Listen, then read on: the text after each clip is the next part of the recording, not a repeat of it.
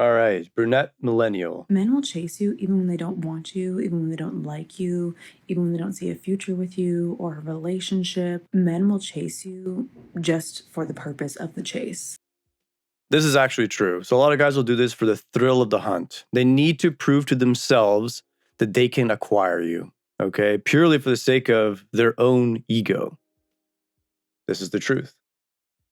Men will chase you for the challenge, and as soon as they feel like they got you, that's when they switch up. I had this conversation with my ex one time.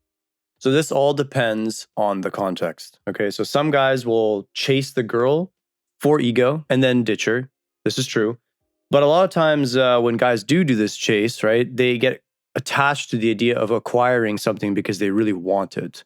So while it's true that it could be just for the sake of catch and release, we got to be a little bit careful. There are times where it is catch and keep, right? Sometimes you'll catch the fish for the sake of fun, then you release the fish back into the wild. And then sometimes you're going to keep it and eat it because you like it. But how men will actually go after a woman that they don't like, that they actually dislike, in order to conquer her. So this is rare. Most guys won't do this. Okay, it's a very small fraction of guys. And I need to make this clear because a lot of girls will pretend that every guy is like this, and this is simply not true. Most guys can't be bothered to deal with the headache of going after a girl that they don't like just to teach her a lesson. Okay, this is an extremely rare scenario. So let's just get that straight. That they get satisfaction in knowing that they got you to like them enough to sleep with them and give them the time of day.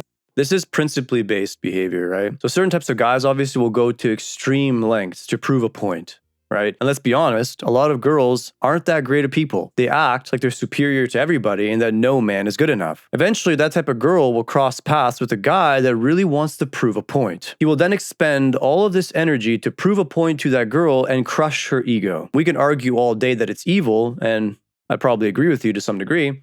However, it is principally based, and in some weird way, you can also see it as justified. Even though I don't recommend that you do this, a lot of girls need to have their egos reduced. For them to then turn around and make you feel like you are nothing. It's all just equalization. Psychopathic behavior, and it is terrifying.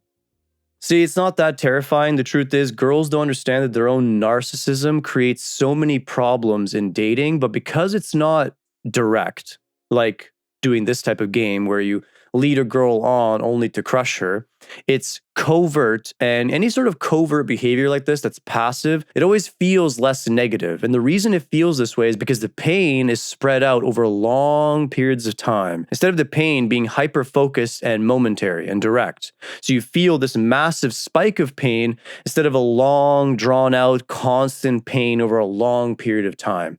This is why the perception is that what the guy did is worse than what the girl does, when in reality, you could say it's a zero-sum game, and you can also make the argument that they're very, very similar in actual reality. Once again, of course, I don't condone any of this behavior. What I will say, though, is I hate the victim narrative that's always being spouted by these types of women that are saying that men are evil, when in reality, your narcissistic ego is just as bad. That guy's trying to prove some crazy point that will lead to nothing, and I always tell guys to never engage in this type of behavior. However, it is inevitable that these types of guys will exist. We can talk about how bad it is and how evil it is all we want, but we have to recognize that these types of traits will always exist within humans. The right thing to do, as always, is to reflect on ourselves, because we can change ourselves. We can't change what someone else will do. And chances are, if you don't act in a super narcissistic, ego-heavy way, you probably won't attract this type of guy who has a point to prove to you. That's the ultimate truth.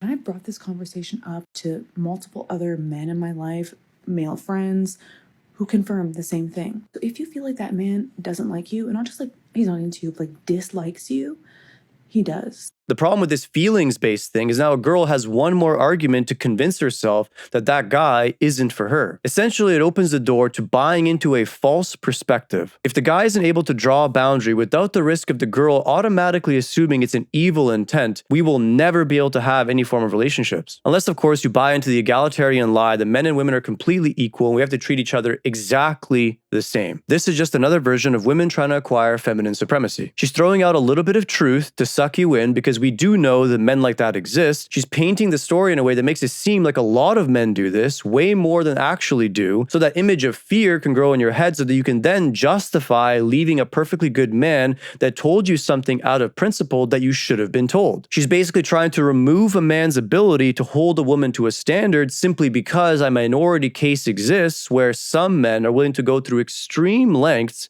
to prove a point to some woman. It gets into the fear-mongering side of things, which can be a little bit dangerous since women are very prone to irrational thinking. Women will often jump to the 1% case instead of the 99%, which is why this can be a little bit dangerous.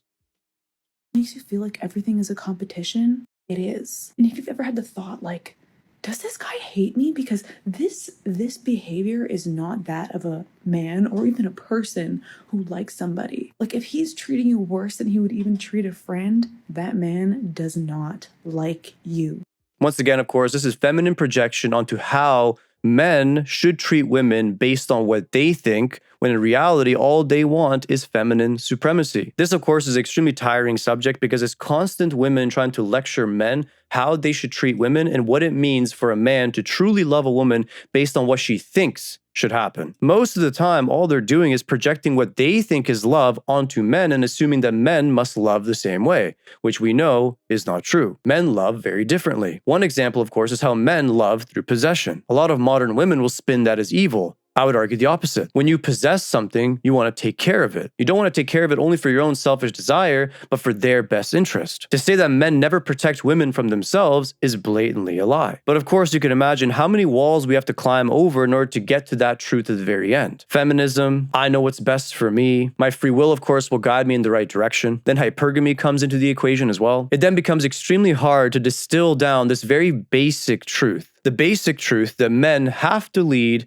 and women have to follow. The lowest SMV men and the highest SMV men both know this very well because they experience the truth of female nature. The majority of average men have no idea and they're completely stuck in the lie. It might just end up being one of those things that remains esoteric forever. If you like this video, like and subscribe. Don't forget to check my links in the description below.